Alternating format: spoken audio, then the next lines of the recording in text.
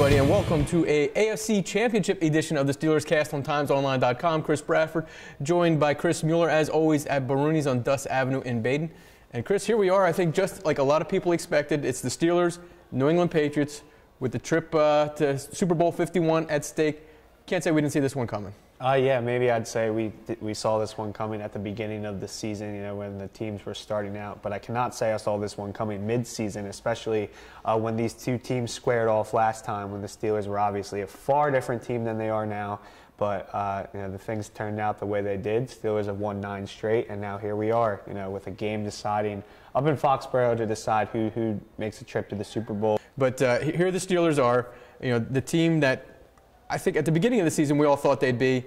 Here they are with a chance to really solidify, you know, a lot of legacies are going to be on the line in this game in Foxborough, especially I think for Ben Roethlisberger more than anybody. Yeah, I mean, he's never beaten Brady up in Foxborough before. You know, throughout his career, it's probably the one guy who Ben, you know, hasn't had the most success against. And yeah, I mean, like everyone's saying, you know, Tomlin hasn't won without Ben.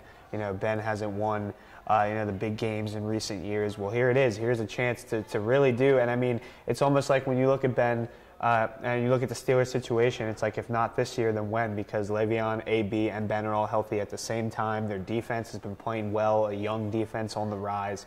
So it's like, you know, if they can't win this game, it's going to, you know, I think only get incrementally harder, you know, maybe in a 3-year window, you know, as the years go on. Yeah, these windows don't last very long.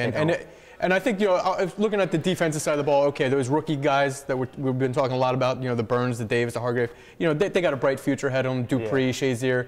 But then you look at guys like James Harrison and Lawrence Timmons, there's no guarantees that they're going to be back. So I think they're going to put everything into this game. There's no guarantees that they'll be back, you know, there's with the Steelers, and there's no guarantees that they'll ever make it to another AFC Championship, Roethlisberger included. He's 34 years old. You know, these opportunities don't come around very often. You know how hard it is to get to this game, let alone, I mean, win it. So, I mean, they're in such a good position right now, though, and I think that they're, you know, this is different. It's not like they made it by the skin of their teeth, you know, in the playoffs or anything. They've played very well over these last 2 games, and they've done what they've needed to do to win. So they're coming into Foxborough hot, and I think this is a matchup that's going to be very close, maybe closer than some people anticipate. Yeah, I think it is going to be a closer game than I think, because I know New England's been, if you follow such things, they are a 6-point favorite in this game. I don't necessarily see that. We'll get into that part later. But talking about the Steelers, talking about this, you know, kind of, I want to say team of destiny, because when you win a game like they did last week in Kansas City, when you don't score a touchdown and you still win just on the strength of field goals, I think there's something special going on here. It's the first time a team has ever won when their opponent has scored 2 more touchdowns than they have. So I mean, that speaks for itself. Chris Boswell, it was ice in his veins, and it's 6 for 6 in Arrowhead in that kind of environment, weathering the elements. And you got to give it to the defense. I mean, they played very well. They did what they had to do to win. You know, there were a couple mishaps. You know, Sean Davis's shoulder. You know, he drove his shoulder. It was kind of defenseless receiver, but it went both ways. And then obviously James Harrison drawing that holding call on Eric Fisher on the 2-point conversion that ultimately won them the game.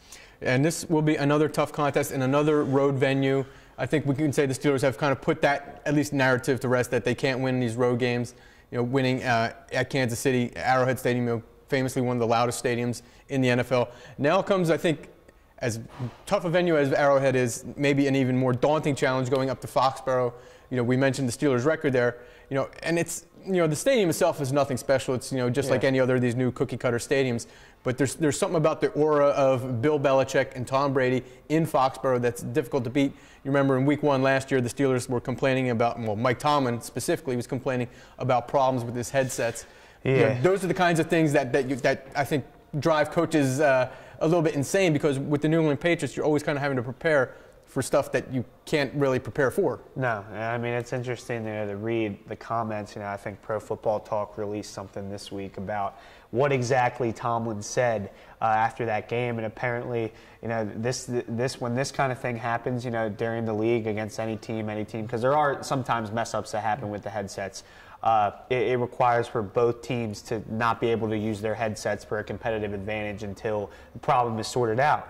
Well, it takes an NFL official to go over to the New England sideline and tell them, hey, you can't use your headsets. And I read on Pro Football Talk, apparently every time, happened like 2 or 3 times, the NFL official went to the New England side of the field, the headsets started magically working again. And then as soon as he left, same thing. So it's those little things that the average eye, the average person who's watching, sportsmanship, gamesmanship, whatever you want to call it, doesn't hear. Bob Kraft, if you want to call his organization, whether it's Deflategate, Spygate, Headset Gate, whatever you call it. But I think the more challenging issue with going up to Foxborough is just that team, the team that they're playing, Tom Brady. I don't think there's really another team that is as successful at home, especially as this two tandem of Belichick Brady, and it's really just like the road to Super Bowl through the AFC goes through Foxborough. Well, you mentioned the gates, and we have to get to the latest Steelers gate. Facebook Live. Last week it was Joey Porter gate. This week it's going to be Antonio Brown gate with his we'll say Facebook live broadcast from the Steelers locker room Sunday night in Kansas City. It kind of spread like wildfire, I guess, late Sunday night or Monday morning, I should say. It was overnight that people started sensing what was going on here, and I don't know quite what to make of it. It's Antonio being Antonio, which isn't always the smartest thing. No, and I didn't have as much of a problem with Antonio doing it, because if you watch the video, like the Facebook Live, he has like the most innocent look on his face. The problem I have is that he wasn't listening to Mike Tomlin, he wasn't listening to Ben in their post-game speech, because if you watch it, like, Antonio has no idea what's going on. No. It's more the issue of, he wasn't listening to Tomlin, and he kind of cost his team, a major distraction right now, which is what this is. So, Facebook Live, Instagram Live, like I'm doing it right now for people on the podcast. It's a way of the future. Like Ben Roethlisberger said it on his show. It's just the times we live in where everything's really public. But those 10 minutes that you have from when the game ends to when media are allowed in the locker room, it's considered sacred. And obviously he cost Mike Tomlin, he cost the Steelers a major distraction, in a week where they really can't have that. It's funny because I always wonder what goes on in that 10 minutes that we're waiting outside the Steelers locker room, what goes on in there. It turns out this is what's going on. And to me, the thing that was comical were some of the guys who barely played in the Kansas City game. I'm looking at a certain wide receiver. I think he played one offensive snap. And he's featured prominently in this video. Who, Eli Rogers? 14, I believe, was his number. But, the whole thing to me is, okay, I get it. But at least what he was trying to do. Yeah. But the part that he ignores is them talking about, hey, be careful on social media, and he's doing it right as they're speaking. I know. And it just, Antonio's a good guy, I think, but sometimes doesn't have the best common sense, and sometimes that costs him. That's the thing. Like, you watch the video, he looks so naive. Like, he's just laughing in it and stuff, and it's like, oh, you can't fault him for that. But no, he seriously messed up, and I thought it was really interesting how hard Mike Tomlin came down on him in his press conference on Tuesday. Just saying, like, it was inconsiderate, selfish of him, and really, this is why good players, Mike Tomlin said, this is why good players go from team to team, because that kind of selfishness, a lot of teams don't want that. And, you think of Terrell Owens, Randy Moss, a lot of these premier receivers that over their career did not stay with one team. This is kind of the reason why. That's the diva act, and that's something that I was kind of surprised to hear from Tomlin, because he's had his back, at every instance, pretty much, saying, whether it was jumping into a goalpost for a celebration or the twerking stuff. And now this time, I think he's kind of finally drawing a line. Like, well, hey, no more your teammates having to defend you, to the media. This time when he's mentioned, in a roundabout way, guys, without saying Terrell Owens or Randy Moss, these diva receivers who, didn't stay with one team, that he lumped him in there with that was very telling to me. And you know why I think he did it? Because Tomlin's going to put up with some of the nonsense, whether it be all the social media stuff in the past, running into the goalpost. But this time he made Tomlin look bad. He didn't only make AB look bad or AB look like a diva. He kind of threw Tomlin under the bus, threw Ben under the bus. With the things that came out. Even though basically it was because he threw Tomlin under the bus, which is why I think it was such a problem. And it creates a distraction. Bill Belichick is like mastermind for using this kind of stuff as motivational purposes with his team. What was it, the defensive back in 2007 that guaranteed a win for the Steelers? Anthony Madison. Anthony Smith. Anthony Smith, and Brady lit him up, for like 3 touchdowns that game. So it's just something they don't need. Ramon Foster had to answer a lot of questions about it on Monday, which I don't think he was too pleased about. Nah, Ramon got out of there pretty quickly, much quicker than Ramon usually does with reporters. He does, but the thing is now Tomlin diffused the situation. There will be some in-game, in-house punishments. Tomlin will surely have a stern talk with him, but now I think it's over. Now I think they can focus on New England, which is really the matter at hand moving forward. Although you do wonder with New England that they always have to have something that motivates them. They had something on, I think it was ESPN the other night, about the 2004 Super Bowl against the Philadelphia Eagles, and how when they spied on Andy Reid. It was released that the Eagles had already, the city of Philadelphia had planned the Super Bowl parade route, and they had the film of Belichick reading off, hey, public schools are going to be closed, and the parade route's going to go down Broad Street. I knew about it because I was a fourth grade 12-year-old Eagles fan and watched it. And they're talking to the Patriots and how that motivated them the night before the Super Bowl, and they did it. And then you look at Tom Brady this year. Because of the suspension from Deflategate, he's come at 39 years old. He's magically found the fountain of youth, and just something with the Patriots. They always have to have something motivating them, and they're just so damn tough to beat. They are, and you hear like Tom Brady said it this week on his radio show. Julian Edelman, this stuff doesn't fly in our building. We're the Patriots, we're the mighty of the NFL. And that's just the way they run things down there, and it's just like. Even if they downplay it, they're using it as motivation. All week it's just going to be about that. But the Steelers can really change it. They change it one way by coming into Gillette Stadium in Foxborough and really, continuing to do the things that have gotten them to this point, which is play well in all three phases. All right, well, when we come back, we'll be talking to Kevin Duffy. He covers the New England Patriots for MassLive.com. He'll tell us about what's going on up in Boston with the Patriots. Hi, and welcome back to the Steelers Cast on TimesOnline.com. Chris Bradford and Chris Mueller at Baroni's in Baden. Now we're going to turn our attention to the New England Patriots, and we're going to bring along Kevin Duffy. He covers the Patriots for MassLive.com.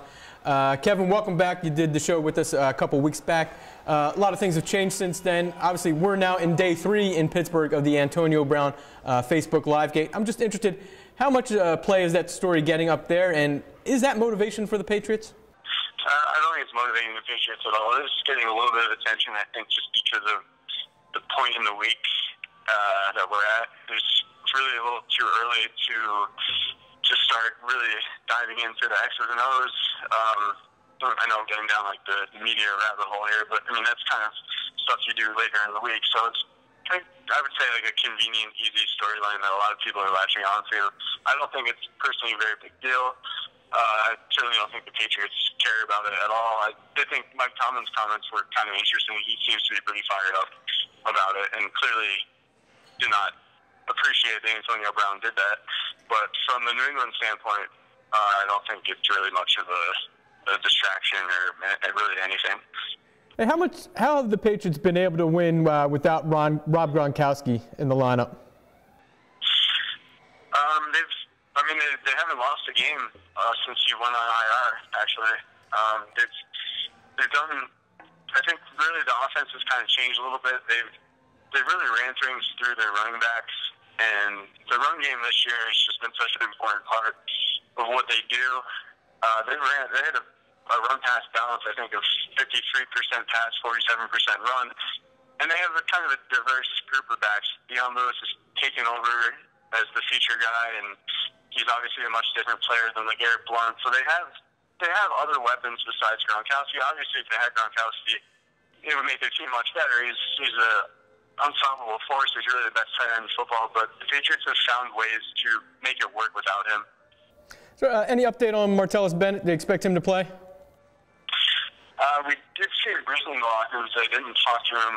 I would expect him to play just because he finished out that game against Houston and didn't appear to really be in any pain. We talked to him after the game, and he seemed fine. He didn't have any wrap or any brace on his knee. So I think he'll probably be good to go. Another one to watch would be Chris Hogan, who had a thigh injury left the Houston game. And he's also in a similar position today. He said it was a minor setback. Don't have an indication if he will or won't play, but the fact that he's in the locker room and talking is normally a good sign, because Patriots don't really let injured players talk to the media. So it seemed like Chris Hogan definitely has a chance, at least, to be out there on Sunday. Tom Brady, even at 39 years old, is this the best version we've seen of him? Yeah, I mean, he's 28 touchdowns, 2 picks. It's hard to really beat that. He had really an incredible year, and yeah, I mean, it's pretty incredible. He really hasn't dropped off at all. His play has been pretty consistent from 2014 on to today. You know, back, if you want to go back a few years, back in 2013, they just didn't really have a lot around him. That was the year after Aaron Hernandez was arrested and Gronkowski got hurt, and they had 2 rookie receivers. So his stats and his numbers weren't as good. Then once the Patriots kind of filled in and got the right personnel around him, he's been pretty much lights out. So Houston was able to give him some trouble. I think the books on that is it's always going to be the same. If you can pressure him a little bit, he's obviously not the most mobile guy, so you can cause some inaccurate throws. I think he completed only 48% of his passes, which was actually the first game under 50% since the 2015 AFC Championship game, the loss they had to Denver. So to beat Brady, it's pretty simple. You got to generate some pressure. Kevin, back to the running backs. Obviously, people in Pittsburgh are kind of familiar with Dion Lewis from when he was at Pitt. But, I mean, how much of an impact does a player like that make where he can kind of impact the game as a receiver, as a kick returner like we saw last week, and as a running back? Yes, Dion Lewis was just another one of the many finds that they've had. Guys who either couldn't make other teams or were kind of discarded. I mean, Malcolm Butler is a good example of a guy who was undrafted and really only had 1 tryout, and that was with the Patriots. Now he's a Pro Bowl cornerback. But Lewis kind of falls into the same it's kind of the same kind of situation there. He impacts the game, as you said, in a few different ways. I think last year he was more involved as a receiver. This year they're using him mostly as a between the tackles back, and really as an early down pure running back. And he gives them a little something different than LeGarrette Blount. What I think Lewis gives them is his elusiveness of the line of scrimmage. He's less susceptible to getting stopped for like negative yarding or 0 yards, because he can make a guy miss in a tight space if the play is not perfectly blocked. Then you look at Blount, who's more of a home run hitting back, a guy who's more likely to rip off like a 40-yard run, but he's not. He'll get stopped for 1 yard, just negative 1 yards. Lewis is consistently getting the Patriots 4-yard gains, 5-yard gains, 6-yard gains. That's how they beat Denver, and that's how they really. Over the last 4 weeks, they've pretty much handed the keys to him as the top back. I mean, he's put up better numbers than LeGarrette Blount has over the past month. So, yes, I mean, a healthy Dion Lewis adds a lot to the Patriots offense.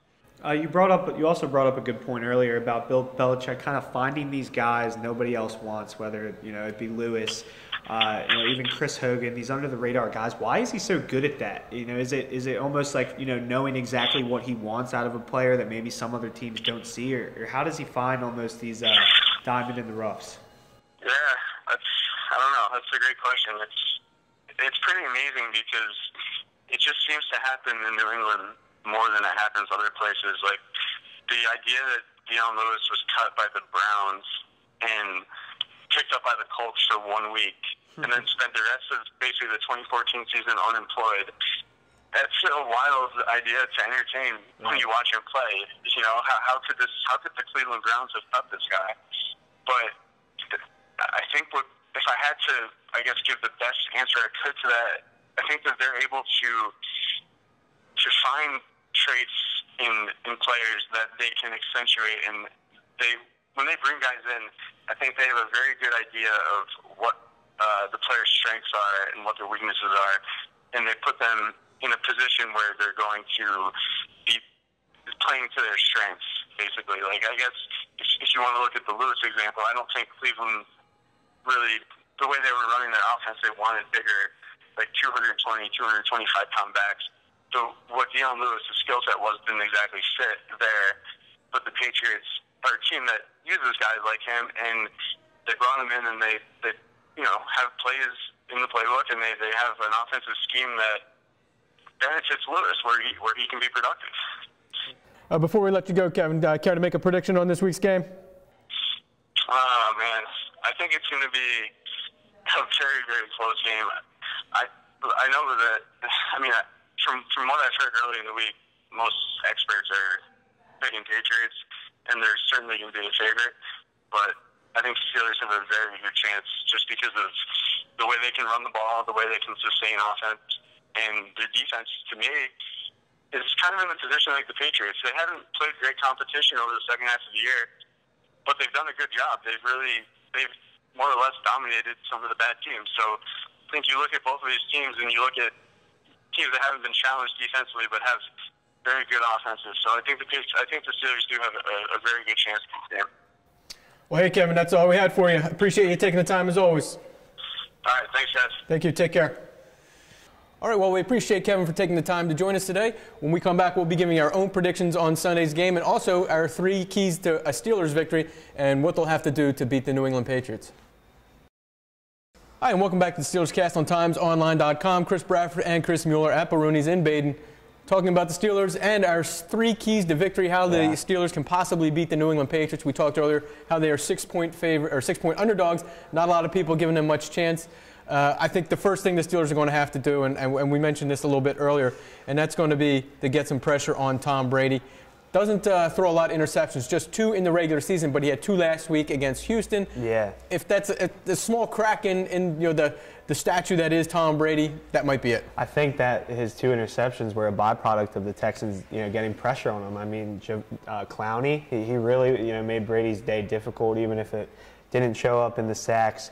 He was, getting pressure on him constantly, and I mean, I think it's going to be a lot closer than a 6-point game. We saw, the spread was 16 points for Houston and New England last week, and no way, if it weren't for a couple costly mistakes by Brock Osweiler, that game would have been a lot closer in the fourth quarter. It did cover the spread, but up into the fourth quarter, they were a Will Fuller touchdown away from really, taking that game or tying it up. So I think, you got to pressure Brady, limit him from, getting out those quick passes, what he does, like the 6-yard slants and everything, and really make his day difficult. Yeah, I thought the Steelers did a pretty good job of that in Week 7. Obviously, the Steelers' defense a little bit different than they were in Week 7. Yeah. And that's going to bring us to some of those younger guys, Artie Burns and Sean Davis on the secondary, who are going to be facing Tom Brady. And you have to hope for the Steelers' sake that this stage isn't too big for them. I mean, I think Artie and Sean have grown up since the last, Week 7, Week 8 that they played the Patriots. I mean, Artie was just in a starting role at that point. Sean Davis was just transitioning from hybrid safety corner to just safety. And I think Sean Davis, Mike Tomlin talked about it Tuesday, today, how much better Sean is playing, how much kind of he's maturing, baptism by fire in the playoffs. Really, apparently the look in his eyes that he had in Kansas City was something that Tomlin noted. So I think that it's just like what almost concerns me is that I'm not sure if they're ready for this moment, for those rookie guys going up to Foxborough, Super Bowl trip on the line, not only playing a tough team in the AFC Championship, but playing almost an unbeatable team with where they are at Gillette Stadium. So it'll be interesting to see. Will the moment be too big for them, or do they kind of rise to that occasion? Well, one of the things the Steelers do have going in their favor in this, at least on the defensive side of the ball, is the change in the outside linebackers when you have Bud Dupree and James Harrison. I think that could be huge because you remember that last year's AFC Championship game with Von Miller and the Denver Broncos were able to do to Tom Brady. I'd never seen Brady get beat up as much as he did in that game, although last week with Merciless and Jadeveon Clowney, probably a close second. But if those guys, those outside linebackers and Stephon Tuitt, if they can get after Tom Brady, hit him a few times, that's going to be huge if they can just disrupt Tom Brady. That was the thing. Like, Harrison was not playing like he is right now when they last faced Brady, and Bud Dupree wasn't even active. He was still on injured reserve. And I think out of anyone, Harrison's kind of getting the spotlight. Obviously, he drew the hold. He had the big sack on, Matt Moore in the wild card game. But Bud Dupree has been playing very well, in the playoffs. I thought last week I was watching it until Harrison made that play. I thought Bud Dupree was one of the most impactful players on defense last week. Yeah, he was more than just the Matt Moore, death hit, crushing hit. Yeah, from the Miami game. Yeah. Second key to victory. And going to the other side of the ball is, I think for the Steelers, they need to stay the course of what they're doing, and that means Le'Veon Bell and a lot of Le'Veon Bell. Oh, a lot of them. I mean, he had – hey, it's funny. I was waiting to bring this up. So he had 167, franchise record in the first game. We came back to the podcast, And, you know, you said, oh, you think he can follow it up? And I said, hey, I could see another 167. And you were like, no way. No, like, I don't see that much. I think, and then what? What did he put up? 170? So, yeah. No, I mean, I think he's having a tear, you know, during these playoffs, during these 2 games. I think if the Steelers do make it to the Super Bowl, knock on wood, do win, and he keeps playing this way, he's the playoff MVP. Just like 170, you know, although no touchdowns, 170 against the Chiefs defense, you know, you got to like what you're seeing. I meant to say last week what I'm going to say now. He's not going to put up 170 on New England's defense, not in Foxborough. But if he's up around 120, that's a good sign, because if he can get another, you know, 40, 50, 60 maybe in the receiving end. Hey, it's all-purpose yards. That's all that matters with him is the scrimmage yards, although the rushing totals the past 2 games have been pretty much mind-blowing. But I mean, what do you think of their decision not to run the ball like in 1st and goal from the 5-yard line? Like, you know, that's where I think they need to use him, because, and especially in New England, you can't leave points on the board against Tom Brady. No, they're going to have to be better in the red zone. Just give it to Le'Veon, you know? Yeah, like a short yardage situation like that, yes. Yeah. Last week they were helped out by Chris Boswell, who makes the 6 field goals. He did that again. He did that against Cincinnati in the regular season. So this week, you know, there's only so many chances you get to beat the New England Patriots. You got to get the 6 instead of the 3. No, you do. And I mean, as good as Chris Boswell's been, he's been off and on. I think he's been a hot and cold kicker a little bit. I mean, maybe not in the second half of the season, but I mean, Tom Brady scores touchdowns. What he does, you know, it's just like, especially with the weapons he has, Martellus Bennett, Julian Edelman, you know, even without Gronk, he's gonna, you know, it's gonna be a hot shootout anytime you're playing him. Yeah, and as well as Boswell has done, you know, you got to have a better Ben Roethlisberger. Yeah, he's been you know, taking a deferential role in the Steelers' success in the past 9 weeks. You know, he hasn't thrown for 300 yards. That was surprising. He hasn't thrown for 300 yards in any of those 9 games that they've won. Has he needed to? Not necessarily. When you're handing the ball off 30, 35 times, right, you know, that's going to bring that total down. But still, you have to think, if you're playing the New England Patriots, well, he's going to have to be over 300. Yeah, and I always reference this. The first 5 games of the season, he had like over 1,500 yards and 15 touchdowns. And it's like since then, he's kind of, I don't know if it's just an adjustment into the game plan. You know, that knee injury kind of slowed him down a little bit, although I don't think it doesn't look like that.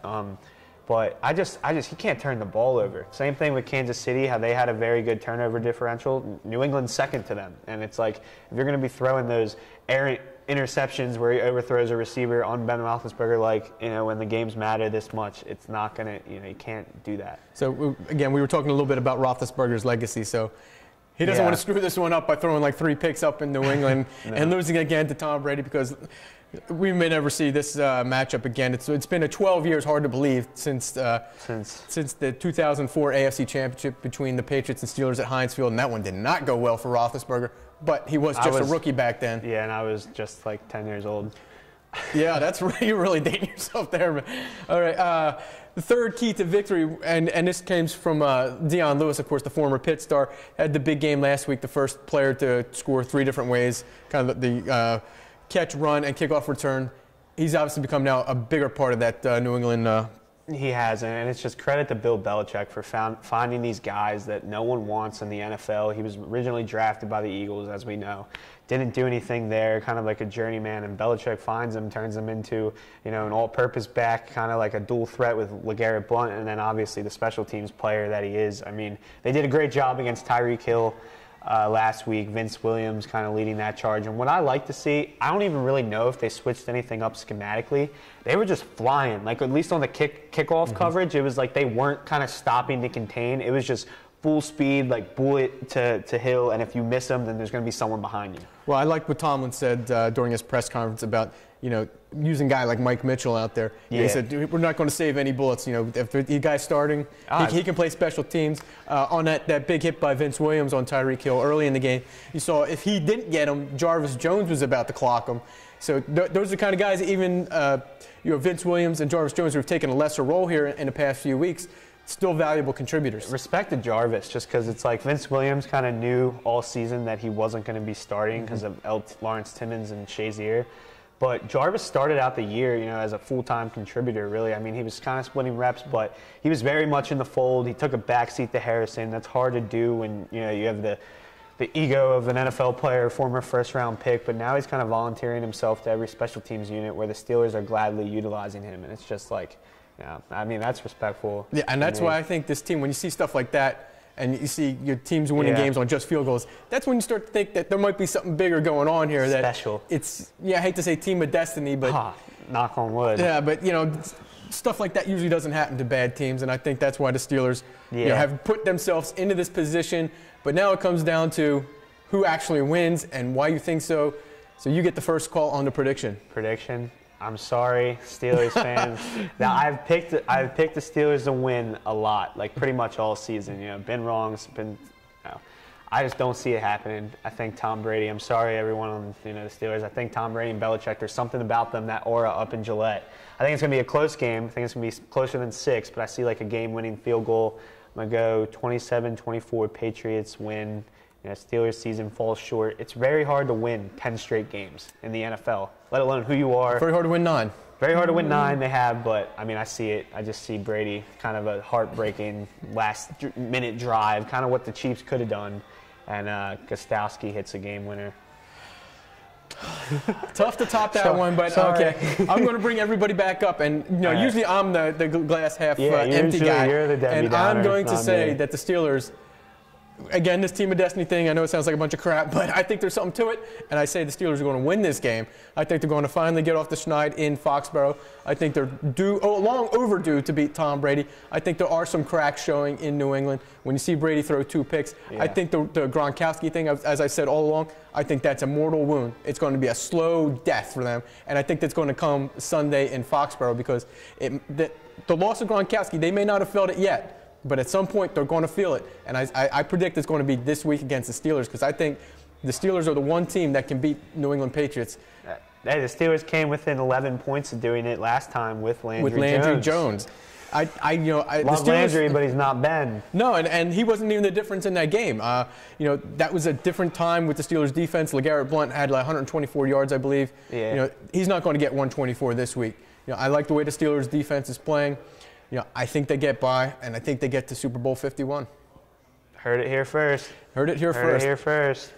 Glass. I hope so, because I'd love to cover a Super Bowl, but I'm just being a realist. We'll see if that happens. Hopefully there's a show next week because we'll still have a show next week, win or lose. We'll still do a show. Probably be talking about Super Bowl 51 one way or another. We'll see if the Steelers are involved, but that's another show for next week. Until then, I'm Chris Bradford. That's Chris Mueller. We'll see you next time.